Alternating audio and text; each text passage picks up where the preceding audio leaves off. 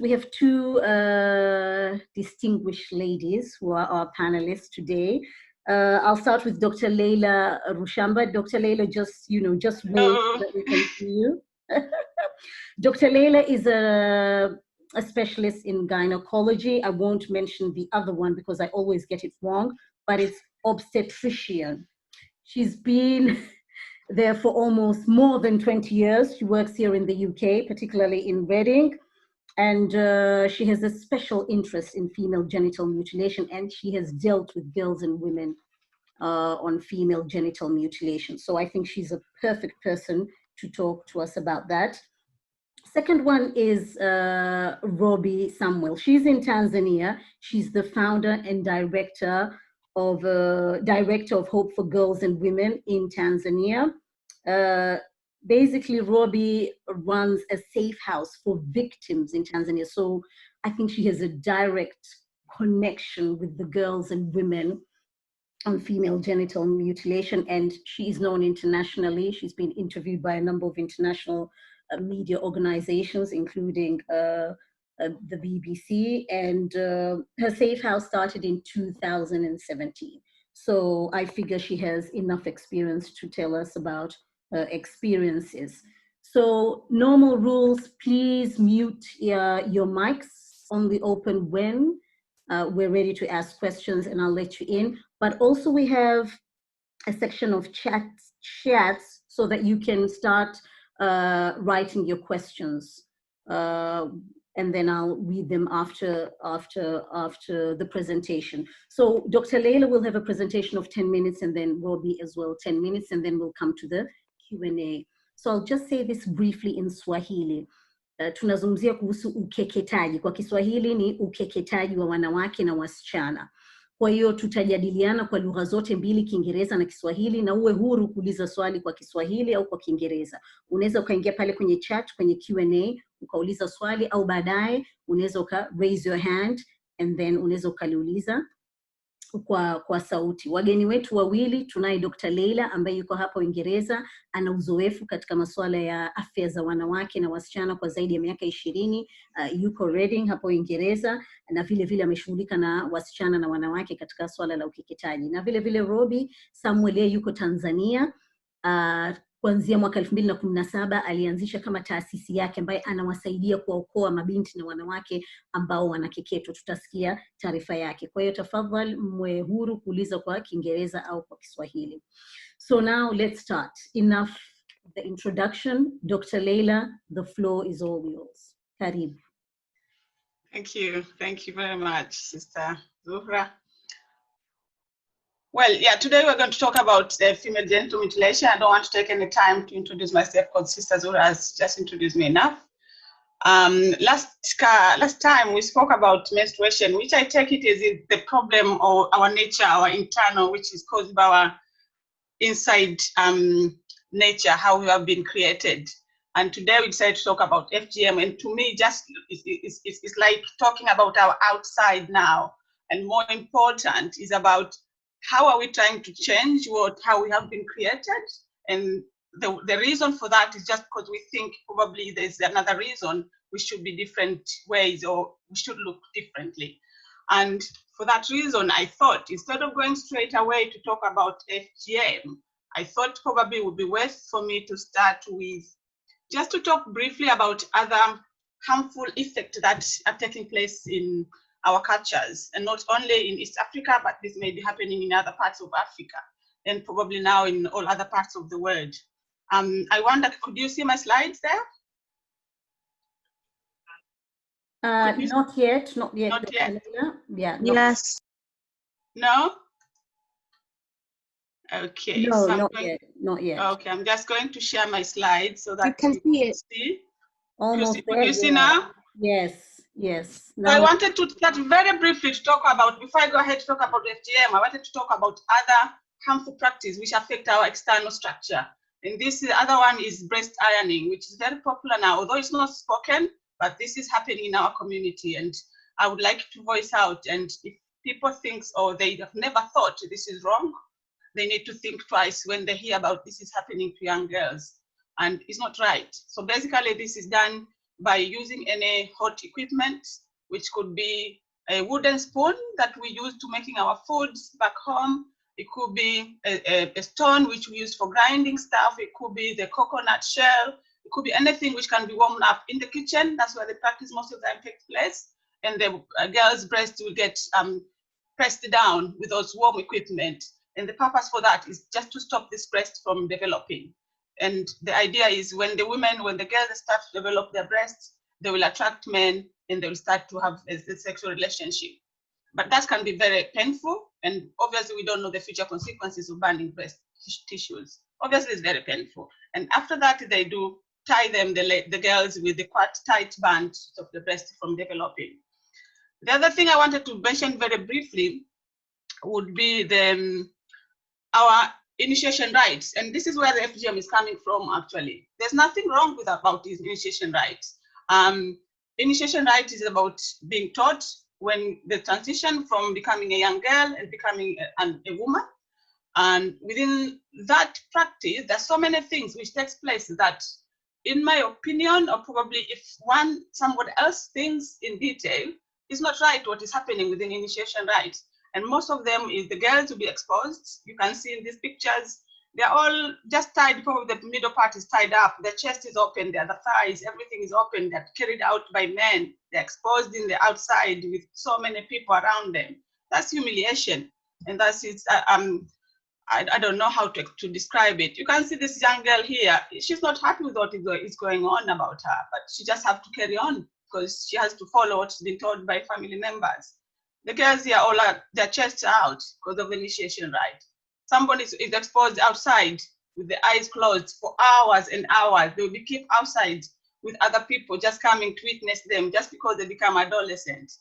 All these are wrong practices. So for those who kwa wale ndugu zangu wanaongea Kiswahili, kwa ufupi tu hapa nimeanza kwanza kuongelea kuhusu mambo mengine tunayofanya kutokana na asili zetu ambazo tunaamini kwamba hizi ndivyo zinazotujenga sisi au tunajenga tamaduni zetu, lakini kwa ufupi ni makosa tunavyofanya, kwa sababu inakuwa ni unyanyasaji wa wasichana na vile vile ni kuwaumiza, kusababisha maumivu katika kujaribu tu kubadilisha maumbile ambayo tulivyoumbwa. Kwa hivyo kabla sijaendelea kuongea kuhusu FGM ambayo ni ukeketaji au kwa Kiswahili kwa watu wengine wa pwani wanaita ni suna ya watoto wa kike, nimeona ni bora kwanza niweze kuongelea kwa ufupi habari hizi mbili ambazo kwangu mimi zinanigusa zaidi pia, na katika jamii zetu hatufahamu kama vitu vinaendelea na ni makosa. Kwa hiyo habari ya kwanza nimeongelea ni hii inaitwa kwa kizungu inaitwa ni breast ironing, ambayo ni kama kupiga pasi matiti. Na inatumika kupiga pasi kwa sababu inatumika kitu chochote cha moto kinatumika. Inaweza kuwa mwiko, inaweza kuwa mchi wa kutwangia, inaweza kuwa jiwe, linapashwa moto jikoni ambalo linakandamizwa kwenye matiti ya mama ili kuzuia matiti ya msichana wakati anaanza kukua yasikue. Kwa hivyo going forward now, I'm going to talk now about FGM. So like we probably all know what FGM means. It means the removal of the external genitalia for non-medical reasons. So if you remove any part of external genitalia without any medical reason, that is FGM. And it's very popular. So to make you understand exactly what that means, I think you need to understand the external genitalia of the woman. This part here at the top, I don't know if you can see my cursor or my arrow. The part here at the top, it shows how we are outside. We have a clitoris at the top, we have labia minora on the sides, and we have the big labia majora, which is a big lip, the fat lip that we have. And when we talk about FGM, it means cutting of all these natural structures that we've been given for particular reason. That's why they are created. And we have the clitoris here at the top, which is full of nerves endings and blood supply. And this is responsible for arousal during sexual intercourse. And the labia minora as well is just protecting the internal organs.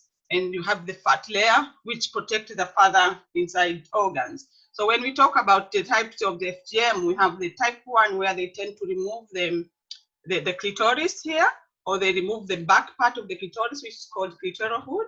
And this is the end result. That's how the woman or the girl will look like. So we look like with a hole and that clitoris is gone. So it'll be like a fat there or a scar. And you have type 2 where you have the labia minora is cut as well. So you just have the clean, smooth outside without any of the labias. The labia has been removed. And then we have the type 3 where you have either the labia minora or the clitoris may be removed and then stitched up together, and whereby the lady or the girl will be left with only a hole to allow the flow of the urine and the menstrual period. And this is type 3, where this woman can not have sexual intercourse, and if they can, then they cannot give birth. So to give birth, they need to be opened up. And opening up, it means they either can get opened up before they get married, or they get opened up when they are pregnant, or they get opened up during giving birth. If that does not happen, it will be a catastrophic result for the mom and for the child during childbirth. And the type 4 is when you have, it's just like little things which is done with the external genitalia, where you get, it can be cut, it can be just scratched, it can be pulled. This is very common in some part of South African countries, where the labia minora, this bit here, the inside bit, they're called straight, they get stretched up, they're pulled and pulled and pulled, so they become quite big and they're dangling down, and that causes discomfort as well. And you can have the pacing as well, it goes into the type 4. So if you look on the African countries, it's quite prevalent. As you can see, all the dark green areas, these are all the areas that more than half of the population have the external genitalia cut. Among them, we have Kenya, we have Somalia, we have Sudan. In these countries, we share about borders, and so many of these people from this country, they are in our countries, and therefore you would think that FGM is quite prevalent in our countries as well, more so in Kenya. We have Uganda, we have Tanzania here, which is about 15% of our population have girls and women had FGM. So I'm skipping that. And as you can see, 200 million girls and women in the world have been circumcised, and we have about 3 million girls are still at risk of having FGM. Why it happens for various reasons, really. Sorry, Most of Dr. them Leila, the community. I'll give you an extra 5 minutes, yeah? Thank you very much. No problem. Okay, so I am going to talk about the effect of FGM, as I spoke earlier on. So the effect, most of the time we have the short-term and the long-term effect. Why is it so important to remove this part, and why all of us are talking about it? The short term is very painful. Pain can cause even shock. They can lead to severe bleeding and hemorrhage. The girls dies during the process because they don't know how to attend the problem. There's risk of infection. Most of the time, the equipment which are used are not sterile. Therefore, it can cause infection. It leads strong psychological damage to these young girls and hence women. And also, it can lead to infertility and a risk to during giving birth, which can end up to severe hemorrhage. It does lead to urine infection and also loss of trust to the loved ones, because this is done by the moms and grandmas, and the young girls are trusting them, but this is what is done to them. So thank you very much. I'm going to stop here for now, and I would be back with the questions. Thank you. Okay, thank you very much, Dr. Leila. And as I said, please be free to ask your questions in English or Swahili, because our presenters can speak both languages. And I just saw through the chat, Husseina was asking, where is breast ironing practice? The good thing is that I think that I've mentioned the name correctly, Uriza responded and said several African countries, that is Senegal and Guinea-Bissau. So I think Dr. Leila did mention about breast ironing practice. So at least now we know in which part of the continent of Africa they do. What I will probably come back to the question, or if you allow me to answer now, what I can say, this practice is happening in many parts of the Central, Western, and even Eastern Africa. Okay, and I won't say that it doesn't happen in Tanzania, because this is quite personal problems, and when the girls are having this done, they get told not to speak about this. They get told not to speak about this. This happens within the family, in the kitchens. That's where it happens, and they get them made to believe what is happening is for their benefit, and therefore they shouldn't talk about it. So why do they do that? Did you explain? Why do they do that? To stop the breast from developing. Oh. So that they don't become attractive to the men, because many men believe once you have the breast development, then you are ready for sexual activities. Then they will approach them. So if they suppress them or if they tie them, they bind them down, they just look, they're still young, they don't have breasts, so they cannot be approached. Okay, can you say that in 20 seconds in Swahili? I don't know the word in Swahili. I would say kubana. I don't know. I think someone can help me in the audience. Somebody who have a good Swahili there. Wanatumia nini kukandamiza matiti? Kukandamiza matiti probably. Wanatumia nini? Wanatumia mwiko. Aha. Wanatumia michi ya kutwangia. You know what we use in our kitchens. Okay. Okay, those are the major things that are used. In some parts where they use stones for grinding, they still use the stones. So as you could see on my images there, those are the equipment they use. Okay. So they use the normal things that are found in the kitchen, basically. They don't have to go anywhere to find.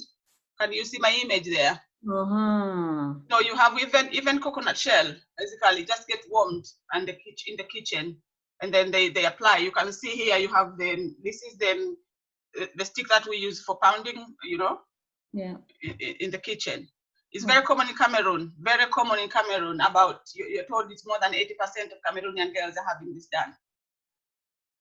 Okay, yeah, I think people will have a lot of questions after that. So now let's go to Rhobi Samwelly. As I said earlier, she's the founder and director of Hope for Girls and Women in Tanzania.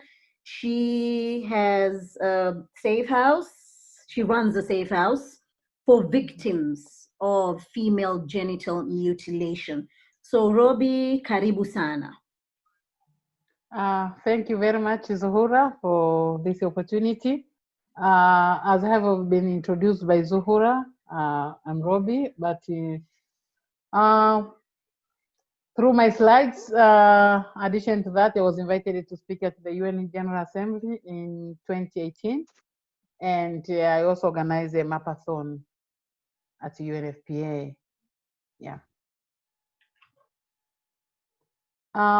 Those are some of reports which are showing about our work, but also showing how FGM is affecting women and girls in our community. We have this Against My Will, the report which was prepared by UNFPA, and also Refusing to Be Silenced is also talking about my story, but also about our safe house work.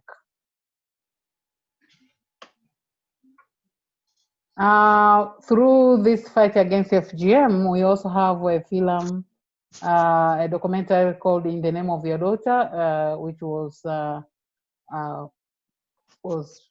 been filmed by Giselle Pochonier, a lady from Canada, who helped us to document our work, showing how we work in our safe houses and how we fight against the FGM, creating awareness to the community. Yeah, and it was taken from Serengeti district, one of districts in Mara region. Yeah, as Dr. Leila has already explained about FGM, yeah, we have those 4 types of FGM, but in our region, we are doing the type 1 and not type 2. Those are the type of FGM which are conducted by our community.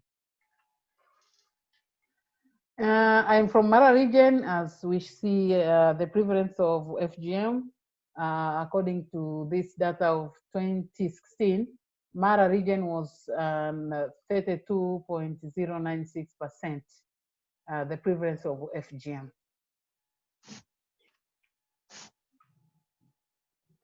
We, as Hope for Girls and Women in Tanzania, we are working against gender-based violence, and especially fighting against FGM and other the harmful practice which are conducted by our community.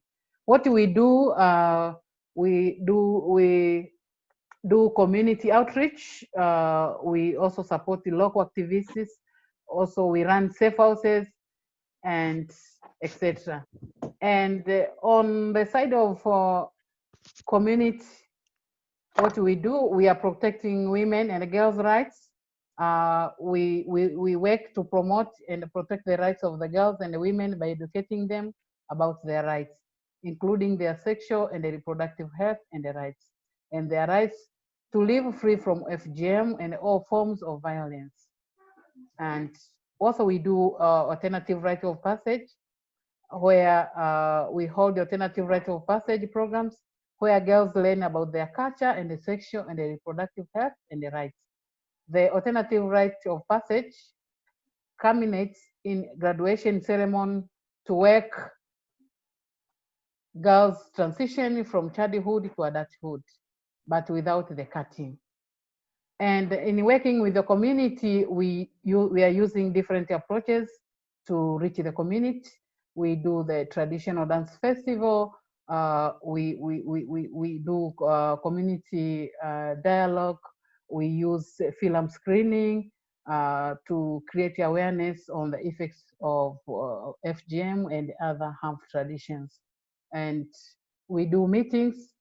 And in order to change the beliefs and attitudes, we continue to perpetuate FGM and the violence against women and the girls. We gather village members together, including elders, religious leaders, and traditional leaders, and FGM cutters, who for so long have been advocates for FGM. So to explain the harmful effects of FGM and violence against women and the girls, we encourage them to drive change and champion ending FGM efforts. Also, what we do, we do this. We have 2 safe houses where these safe houses are providing safe place for the girls to be protected, the GBV survivors to be protected for the while waiting for some further actions to be taken for them to demand for their rights. Also, we do mapping. What we do, another slide, please. Yeah.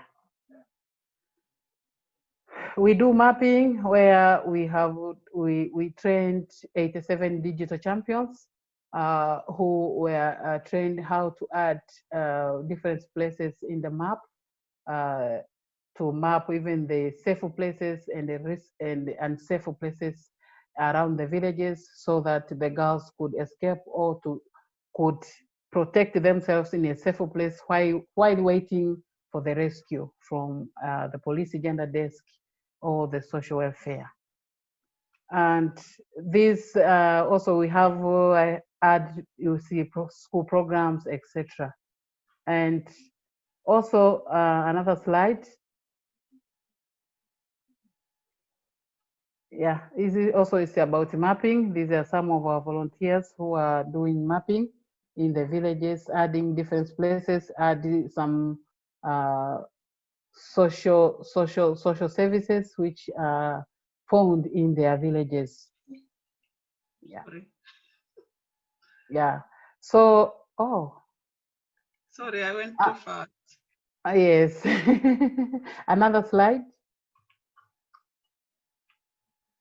We also train the police gender desk on how to use mapping, so that during the rescue of the girls, they know which road is good for them to pass through, or how could them reach that place in easily way, so that they could do to rescue the girl without be late in that. Also, we use the map in help us to plan which road to use, but how much diesel is used from our offices to that village.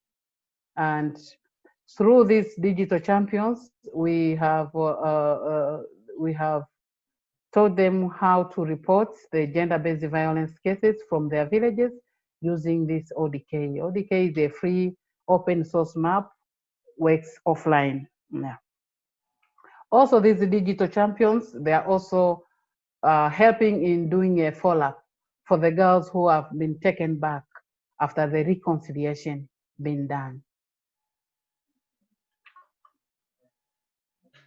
Yeah, you can see how now we as HOPE, we collect the data using ODK, and it is something which is very easily help us to do data analysis As you see, whatever you receive a girl, even today, if you ask how many girls received, it is easily for me to say, or from last week, or since we have started. Okay, Rhobi, 2 minutes to go. Yes, another slide. Thank you. I'm about to finish. Apart from FGM, we also have some other harmful traditions. I would like to mention them, like child marriage. We have the cases of wife battery, nyumba ntobu, it's women marrying other women. In the community, we have women inheritance. So creating awareness in the community, we are creating awareness upon all these forms of violence, about these harmful traditions which are hindering women and the girls' rights in our community. Thank you very much for listening. Thank you. Thank you very much. Thank you very much, Rhobi Samwelly, for your lovely presentation. So if anybody wants to ask a question, please, you can raise your hand or write it down on the chat. I will read it loud. Kama kuna mtu yote ana swali kuhusu ukeketaji, tafadhali unaweza ku raise your hand au kunyosha mkono au ukaandika swali lako sehemu ya chat. If I go to Dr. Leila while I'm waiting for somebody to raise their hand, Dr. Leila, I remember talking to Sierra Leone First Lady, and they do practice a lot, FGM. And her argument was they were cutting just a little bit. I think it was the first stage, just a little bit. So what's wrong with that? Okay, thank you very much. What do you think if I think just cutting a little bit? I mean, if anybody else, not me to answer that question, what do you think about the idea of cutting just a little bit of somebody's flesh without analgesia, without any pain relief, without consent of that young girl? And when she grows up, when she found out she doesn't have that part, and when you don't understand the function of that part, and when you don't understand exactly what are you making that young girl to miss out when she grows up. I think if you think about all these questions, that's when you'll understand it doesn't matter that what is a little bit has been removed. It doesn't matter. Would you agree to have part of your body removed? Like when you say a leg, it's important because you want to be able to walk. But just to get cut something, if I come with a knife and just say, can I just cut a little bit of your finger? Would you allow me to? I think not that I'm justifying, but their argument is there's no effect, because most of the effect that you've mentioned, it's usually, I think, for the third and the fourth stage, and they claim that, oh, it's not a lot of blood, you don't lose a lot of blood if you just cut a little bit. So that's their argument. So yeah. So that's what I was trying to justify, just to make everybody see then what it means, and that it does not matter, it's just a little bit. Because it's not just about losing a little bit of blood, it's about that part. When they say remove the small part, that part is a clitoris. That part is a clitoris. That small part of our external genitalia is the clitoris. That's probably the most important part of the external genitalia. It's full of nerve endings. When it gets touched, when it gets removed, it's very painful, it's very sore. Even when you touch yourself by wrong way, you can imagine how sore it is. So it's very painful. It has got a blood supply, which is called clitoral artery, and that's arterial blood. So unless you understand the anatomy there, when you cut that artery by accident, it can bleed to death. It's arterial blood. It doesn't stop by pressing. So if they do it wrong way, that's where they lose the girls, and they believe something wrong, whether the family has done something wrong, and that's why the death has happened, because the girl didn't comply with the ruling. That's why something bad happened. It's because they don't understand the anatomy and didn't understand why it has happened. So there's no justification of a small part. In my opinion, a cut is a cut. Thank you, Dr. Leila. Please, if anybody has a question, you can ask in both languages, English or Swahili. So William Falton has a question for Rhobi. Rhobi, are you seeing any changes in attitude towards FGM in your communities? Thank you very much. Yes, I can see the changes. I have already replied there. I can see girls that stand up for themselves. They are saying no to FGM, and the boys too are supporting them. They do not want to marry a girl who have been cut. They know about the harmful effects of FGM and that the future wife could die as a result of childbirth. But I can see more communities are aware of harmful effects of FGM. I have seen this in myself. Ngariba are laying down their tools and pledging to become champions to end the practice. Parents are changing their minds about cutting their daughters, and the law is being enforced. More parents and the cutters are being sent to prison. These are all showing that FGM is going down. Hey, just to add on that, Rhobi, you did mention you're from Mara, and if I'm not wrong, it's a male-dominated area, yeah? So Yeah. how easy is it to convince the men that this is not a correct practice? Through our awareness creation, I can say we have managed even to convince some of men, and these men have changed their attitudes, and they are promising not to cut their daughters. Some of them are not doing the cutting, and they are staying with their daughters. Instead, they are supporting them to continue with their education. I can see those families in the community. But also, I can see we have these men anti-FGM clubs in the community. We have men who are against FGM, and they are just trying to educate other men about the effects of FGM and these other harmful traditions which are hindering girls and the women's rights in the community. All these are changes, you see. So for some men who are still rigid, still holding these traditions, these men, they are holding it because of their personal interests, I can say. Because some they're looking at their daughters like they're something to generate income for them, because they want to marry off their daughters so they get some cows as a dowry. So it could help them to sell and solve some family problems. So in such a way, someone like that, I think it is very, very difficult because there is some economic issue there. So he's thinking that if he will marry off her daughter, he will get some money for that. But there are some men, like traditional leaders, some who are still holding these traditions, they are also using this like a source of income. Because before the cutter starting to work cutting, they are the one whom they call the cutter. So we want to please bring your tools so that we can bless them. The cutter is taking the tools to them. They bless and they plan for the cost. How much is going to be paid to cut one girl? If they say it is 30,000, they ask the Ngariba, 20,000 is for you and the 10,000 is for us with the traditional leaders. So you may see, I can say, we have some men who are also against FGM. Really, they don't want it.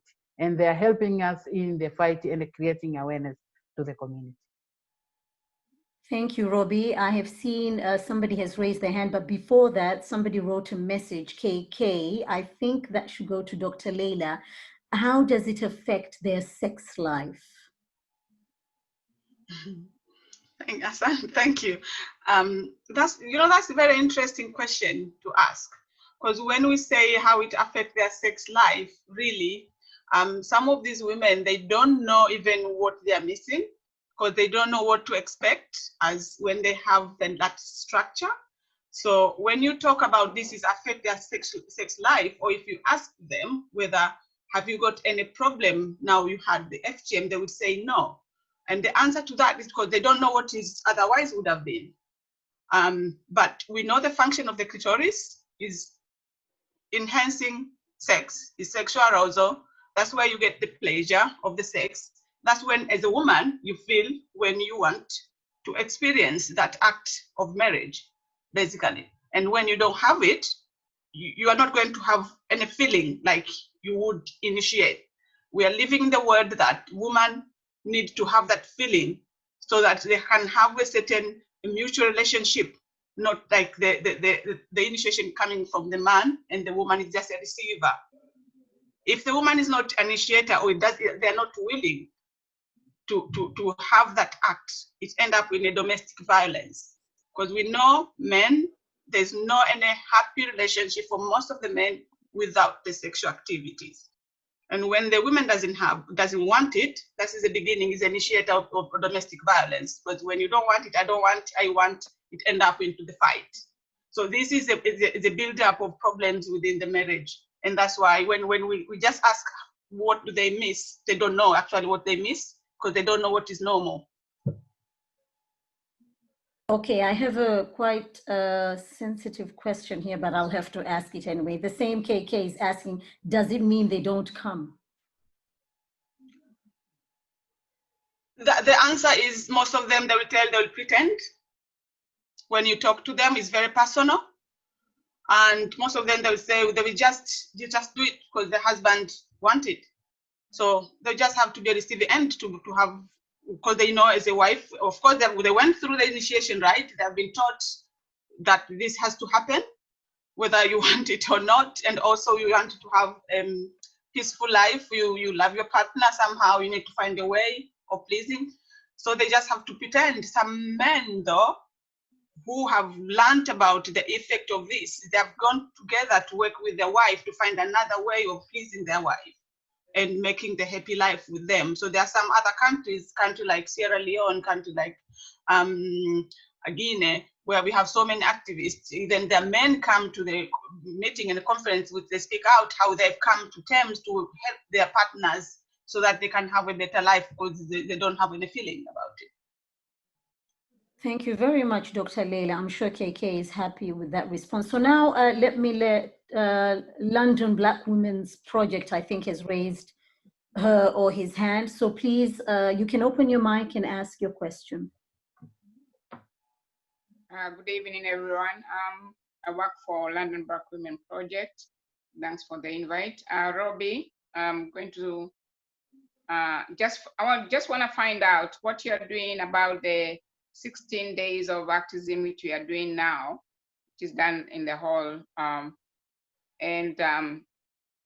Regarding your safe houses, who finance them? Is it charity or the government? Thank you very much. We are getting funds from different organizations or the individuals and good people. I can say we have this TDT, whom they're helping raising funds through Girls' Rights Fund. They're online. We have put in the link where they are supporting us to raise funds. We have some individuals who are visiting us and they promise themselves to support our work. We also receiving funds. We have been receiving funds for awareness creation to the community from Canadian Embassy, and we received from UNFPA for capacity building, and we are now having fund from FOCO Foundation with the funds to support our community intervention. Okay, that was one question. I think she asked another question as well. What are you planning to do during the 2 weeks, yeah? Yeah, 16 days of action, yeah. 16 days. We have a community intervention of having meeting with the men in our in Serengeti district, and we talk to them and discuss to them about the effects of FGM and why this is continued to some of the men. What could we do? So we are getting different informations, but also we create awareness to different men in the community. Again, what we do, we are going to do matching in Butiama Safe House, matching, creating awareness surrounding the community about the effects of FGM, and the other half traditions which are hindering girls and women rights. And this is going to be performed by inviting our government leaders who will be invited and the community around him together. And then the girls will present and just give their voices and saying how they feel about this bad tradition of FGM. Another thing we are planning to do is we're going to plan to have a mapping. We will organize a mapping session on 10th. Okay, thank you very much. I can see more questions. I'm not sure who's supposed to answer this, but I think let's go to Dr. Leila. Mariam Ali is asking, how does it affect when it comes to giving birth? Okay. The effect during giving birth, it depends to the extent of that cutting. So it depends on what type of the FGM the woman had and the scarring that left behind.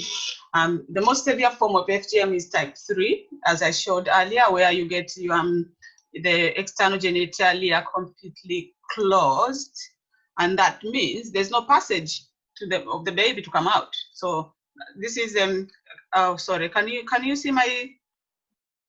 No? Okay. Sorry, I'm just going to share my screen very quickly just to show that slide, just for share screen.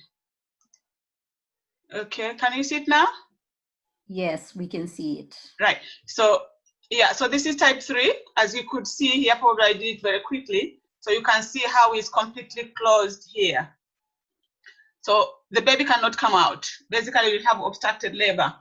Luckily nowadays it doesn't happen much because many people are more aware of this, and many healthcare professionals have been trained on how to deal with this. But in old days, baby died and moms died because the baby wouldn't come out, and they would wait for birth of that child to happen, and it wouldn't happen until the child will die. Or the baby will come through, but with explosion, basically, of that external genitalia, where the woman would hemorrhage because of the bad tears, and therefore the woman even can lose their life. With type 2 as well, is not that is better, because that part is being removed when you have the healing part here at the top. This is a scar. So normally scar tissue does not stretch as much as normal tissue during giving birth. You know, this area needs to stretch to allow for the head of the baby to come out. So when it's scarred, it doesn't stretch, and as a result, it tears from here, where we don't like tears from the top, because remember we said the clitoris have the clitoral artery, which even if the clitoris has been removed, the artery still runs behind this scar. And if that tears, then the bleeding is quite heavy, and it's arterial bleed, which normally is a bad bleeding. And then you can lose a mom even from that if they're not attended quite quickly. So those are main effects. It does not cause a prolonged labor in terms, because labor, we have stages of labor. We have the first stage of labor where is the woman just having the pain before the baby is pushed out. So it does not prolong that part, because that part does not involve the external genitalia, and the FGM does not involve inside part. So it's only during the delivery of the baby. That's where it involves. And just to add on that, there's some myth as well, because we know FGM has many effects on the women, but there's some women who had FGM, they don't understand some other women problem is not caused by FGM, things like fibroids. Fibroids are not caused by FGM. So some women, when they struggle to find the problems of what is going on with their period, because they had FGM, they think it's because of FGM. And I would like to just to voice out, please seek advice, medical advice that is not caused by FGM. If you're having heavy periods, if you are told you have fibroid, that's not because you've had the FGM. And also if infertility as well, some women who are struggling to conceive, sadly by one reason or another, if you did not have type 3 FGM, and if you can have a penetrative sexual intercourse, if you can have a penetrative sexual intercourse and you cannot conceive, that is not because of FGM as well. You need to seek medical advice so that you can get appropriate help. Thank you, Dr. Leila. Just to add, so if you have undergone type 3 FGM, basically what you're saying is that during giving birth, it becomes more complicated and dangerous, yeah? Correct. Okay, because there was somebody who asked a question, iPhone, her name or his name is iPhone, but I think you've answered him already. And now we go to Rhobi.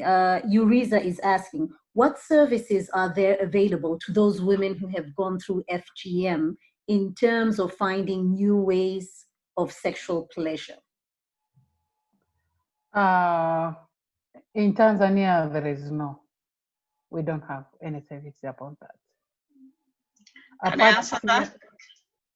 Go ahead, Rhobi, it's fine. In Tanzania, we don't have that service, but during delivery time, if you have any maybe too much bleeding because of that won't be stretched, so they could treat you as other, maybe inject you with some injection which could stop bleeding like that. But I don't know if we have more service on that. Dr. Leila, you're Maybe. in the UK. Any ways? Yeah, so there have been some research or some other countries where they have tried things like to create a new clitoris. They say a clitoral implant, but we don't know how successful that is. For UK, that is not a practice that is available. But people who have more extensive experience, some health professionals who have extensive experience with women who are suffering with sexual activities with FGM, they suggest that these women, they benefit more from psychological counseling rather than from surgical treatment. So they benefit, they will have psychological counseling, and there's special units in the UK where there are the experts who have been specialized in what we call post-traumatic stress disorder, because this is all after trauma, what they are going through. So they have the people who are more expert and experienced in that. So they'll have counseling, they'll talk about it. And most of them, they get better. It does not necessarily require surgery. Those who benefit from surgery are those who are type 3, who had the clitoris not removed. Somehow they had their labia removed, and then the top part was covered. So the clitoris was buried under the skin. So these ones, once you open the top part, then you'll find the clitoris underneath. Those ones are the ones who benefit from surgery. But once the clitoris has been removed, there's no new clitoris which can be created. Thank you very much. I just wanted to add a question to Dr. Leila. Obviously, as you said, in the UK, they don't practice FGM, but still there are cases of FGM. How? Because of us. So when we say UK, we mean for British people.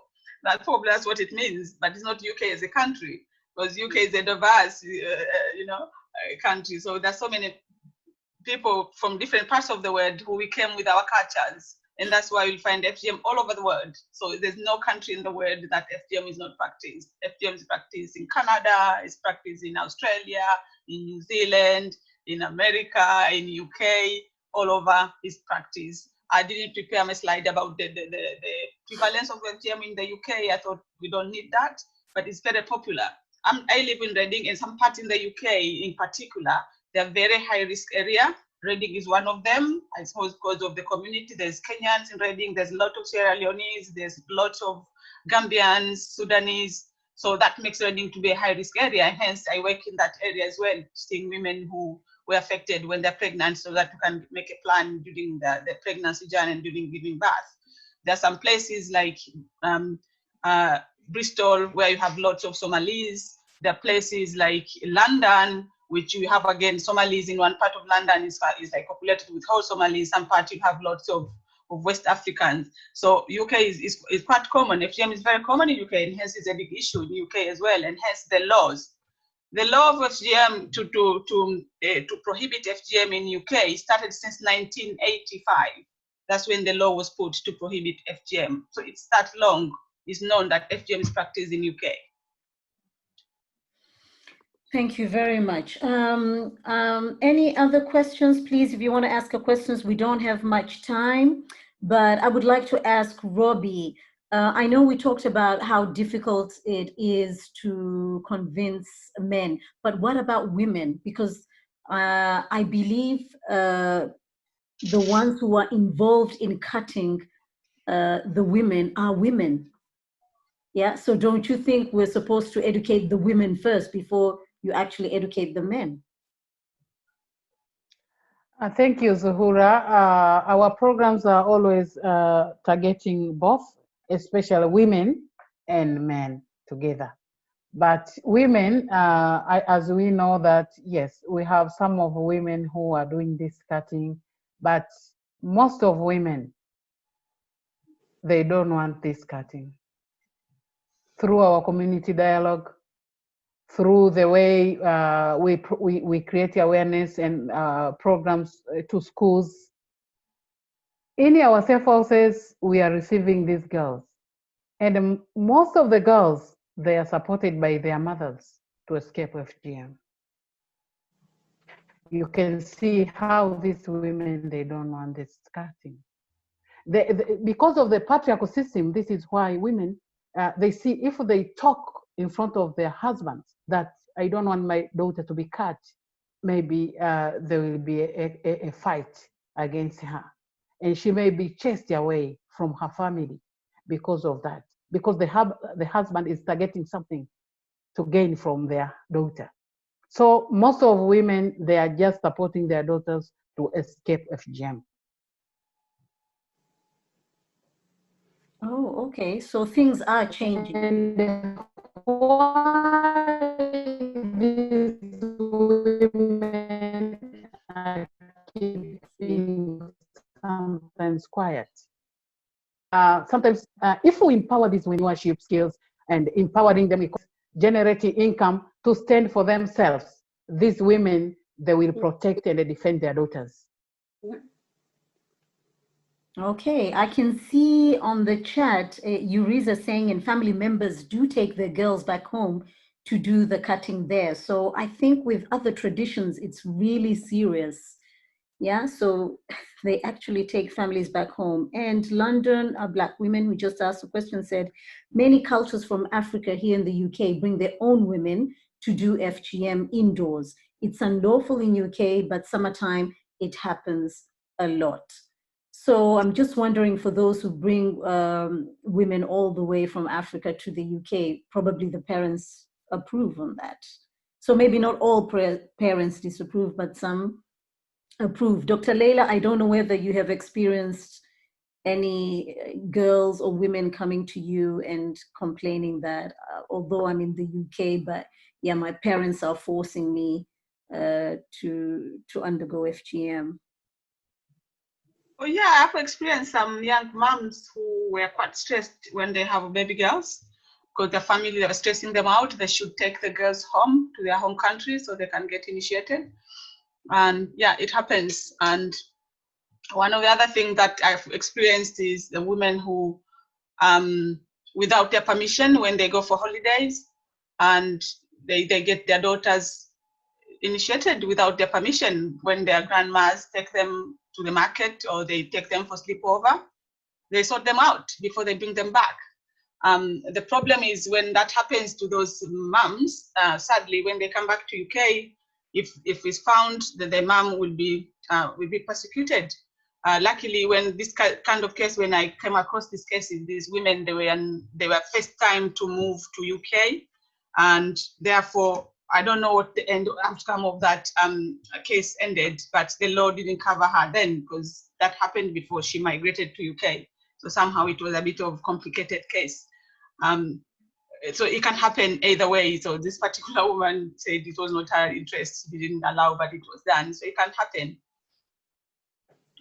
Thank you, Dr. Leila. So we don't have much time. If anybody has just a couple of maybe one or two questions, I'll just ask Rhobi one question. When they come to the safe house, how long do you stay with them until they go back to their families? When we receive these girls to the safe house, we are staying with the girls until that time where we have managed to do their reconciliation.